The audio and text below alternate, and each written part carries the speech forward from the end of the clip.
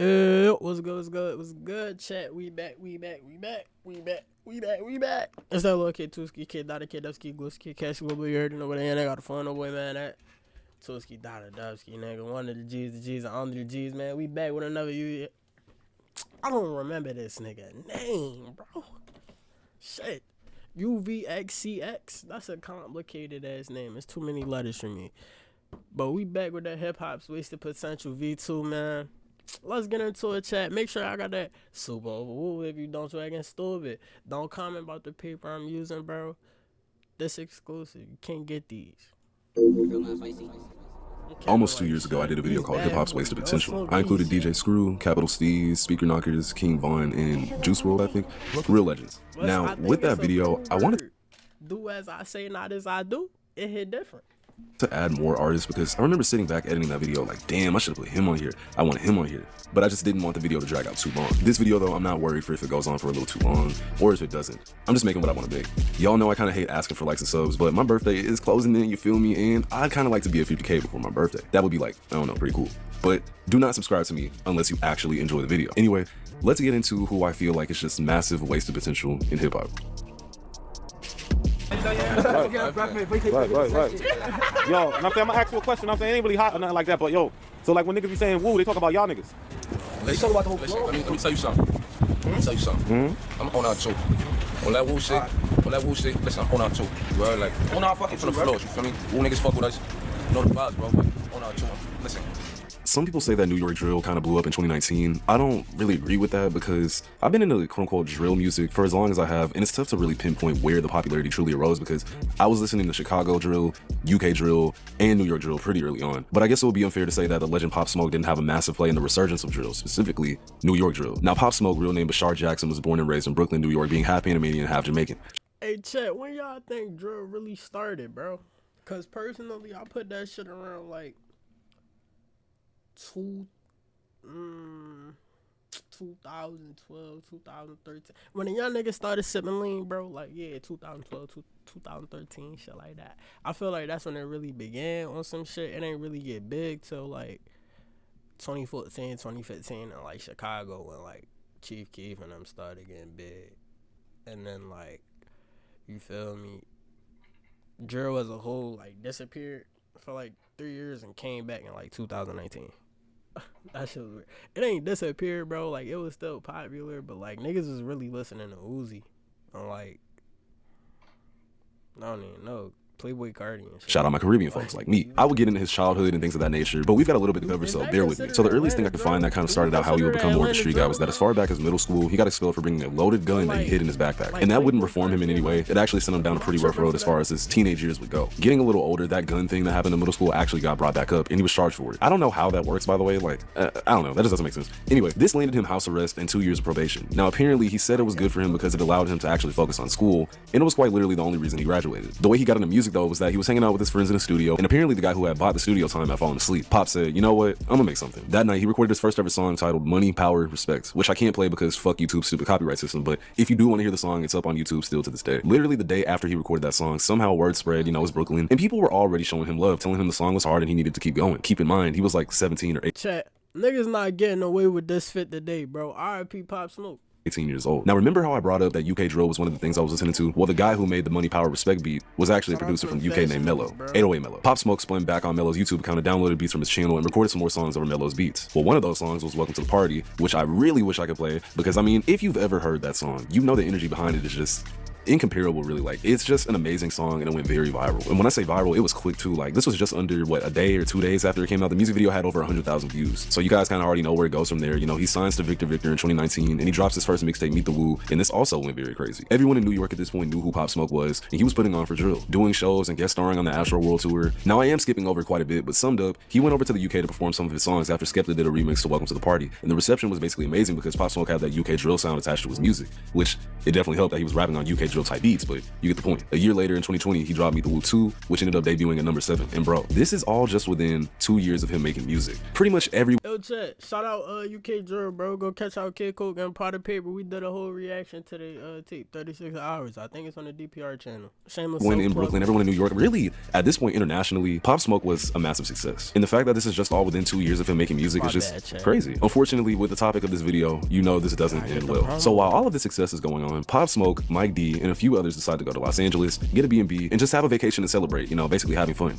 Pop Smoke was actually about to go on tour and perform some of the songs from Meet the Woo 2 and his original mixtape. Now, I'm not gonna get into every logistic and corner of how this all went down. There's actually a few pretty good videos on YouTube about that already, but long story short, Mike D and Pop Smoke had made the mistake of posting the location without realizing that they were. Pop had recorded a video showing off some of the stuff he had purchased earlier that day, which contained the literal address of where he was sleeping that night. Mike D had posted a picture in front of the B&B where it was geolocated to Beverly Hills, and of course, these mistakes would cost way too much. At 1 in the morning, Pop and Mike weren't even at the spot because they went to a studio down the road, and that's when a BMW pulled up to the house and scouted it out, then drove off. A few hours later, they rolled back up in a different vehicle after Pop, Mike, and the girl he met that night had gotten back. Long story short, 3 teenagers ran inside and robbed him of a watch and shot and killed him. That watch being the only thing they got away with was $2,000 worth that they literally had to split between 4 people.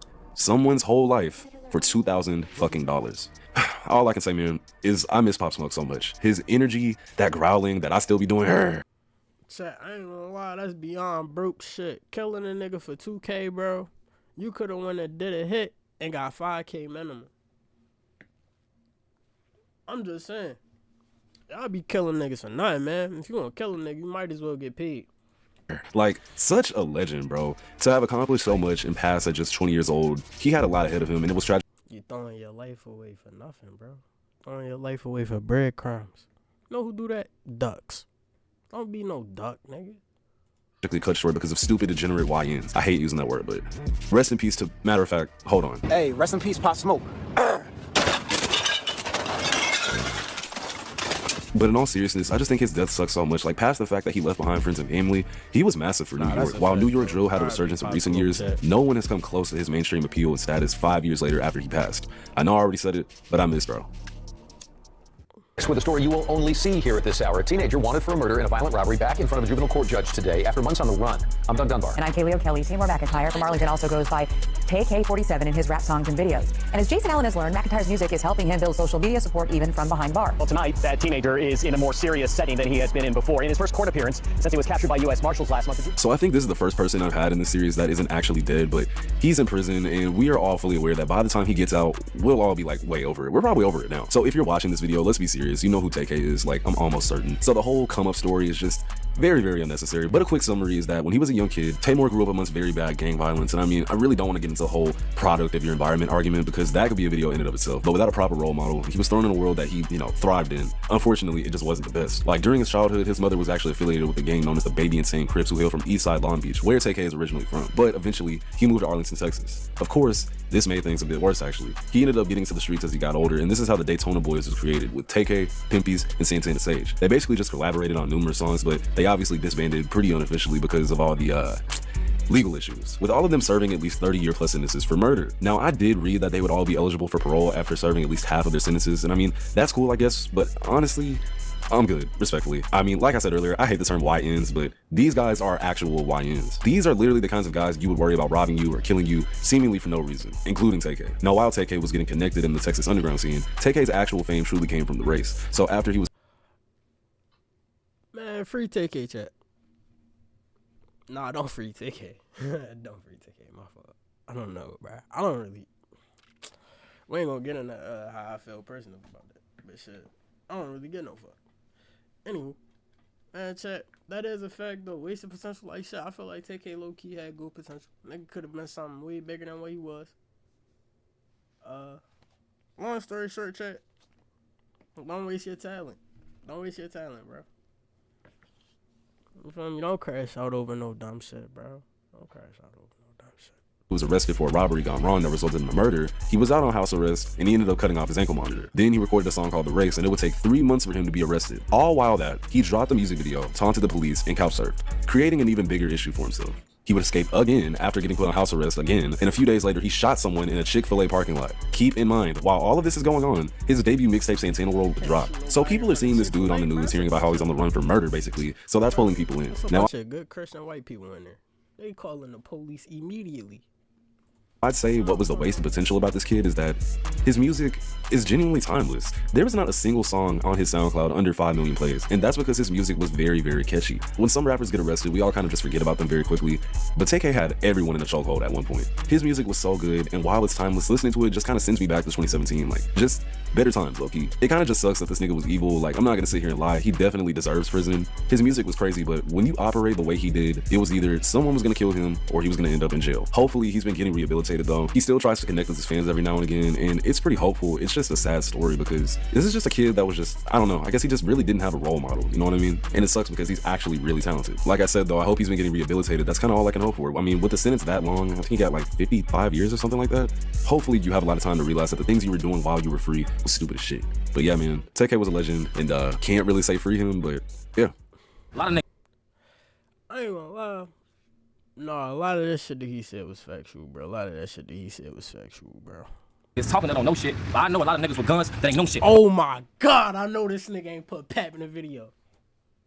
Hold on. Where's my brother, man? Y03 not here right now. I swear to God. Hey, check. All I know is smoke shit, talk shit, hope shit. All I know is street shit, won't beef, I roll shit. I've been spinning heat with the past weeks, I ain't roll shit. Phony ass niggas only call me when they want shit. Promise I don't owe shit. If I owe you, then you beat for a feature. You get taxed if you my homie, then it's free. If you lacking, why it's cracking? Check. If you ain't here, why my camera free? Hold on, we gonna fix that before I say this. Killer. Creep down about all white like I'm inside. Got teasy in my man. Hold on, my fault, bro. My fault. I'm gonna do you like you do me because I know I ain't no. Young Pappy is a super interesting case to me because his level of talent was just so unnatural. It wasn't something common you just randomly came across. When I say that, I mean there was something genuinely different about Young Pappy. I know usually when artists pass or get killed, people be like, man, R.I.P., he was so different, but like Pappy was genuinely different. His younger years are pretty cut and dry, rough upbringing, couple of sisters and brothers, except he grew up in Chicago, the area of Chicago where the name Chirac was becoming more prominent, you know, so of course he went down that road. His older brother would apparently teach him how to rap since he showed a high interest in music at such an early age. It said that he started rapping as early as 4 years old. I mean, apparently this kid was literally like reading words in the dictionary, trying to come up with new words to put into songs, and you can definitely tell. He was dropping songs on YouTube as far back as 2007, and none of them would really take off like that as soon as you might think, and it said that this is another thing that caused him to delve more into the street life. Pappy was affiliated with the GDs and another set named TFG. Pappy would get a bit deeper, and after one of his close friends named Pooh Bear was killed, it said that this situation is actually what pushed him into becoming a real shooter, as y'all might say. I don't really want to focus on the violent side of Pappy because I'm a bit biased, whatever, sorry. But as for his music, I genuinely believe like another artist that was in my first Wasted Potential video, which you should go watch if you haven't. He was an amazing storyteller, kind of like Speaker Knockers. You know how sometimes you hear a rapper and you get the vibe that they're hungry to just make it? That's what Young Pappy's music sounds like. Except on top of the amazing storytelling and flows, he had like a really aggressive energy to his music that I just gravitate towards. I don't know why. This energy was also felt because doing your research and not even having to do it for too long, you know Young Pappy was definitely quote unquote on that, as y'all would say. It's really just unfortunate that he didn't get to live long enough to see the success that he created for himself. Pappy is just kind of one of those artists that I would think like, if he were alive today, he would be like a massive artist. Like, I'm not blinded by nostalgia. Yo, no bullshit. I ain't gonna lie. The way that shit was looking, bro. All Pap needed was like 1 or 2 more years, bro, before he really took that leap, bro. I feel like, and I only say that because I ain't gonna lie, Chief Keef was holding shit down, but we don't know how that would have went, cause Pap died, bro. It hit different. Said a lot of shit could be different right now for a lot of, you feel me? We lost so many artists in this past decade. Damn, I can't say past decade no more. It means past like 2 decades, bro, from 2010 and now. Like, we lost hella people. That shit crazy, bro. A lot of shit could be different. Y'all really gotta go listen to this nigga. He's a really good argument for why sometimes I feel like it's okay to lie in your songs. Let me explain. So Young Pappy, clearly on demonic timing. Y'all can say I'm on my knees or whatever, I don't care. You know how people sometimes be like, oh, he just be lying in his songs, this cap in his rap. Well, that did not apply to Young Pappy. Listen to like Killer, 2 Cups, Night After Night. It's just bare bones storytelling that you can tell like came from his heart.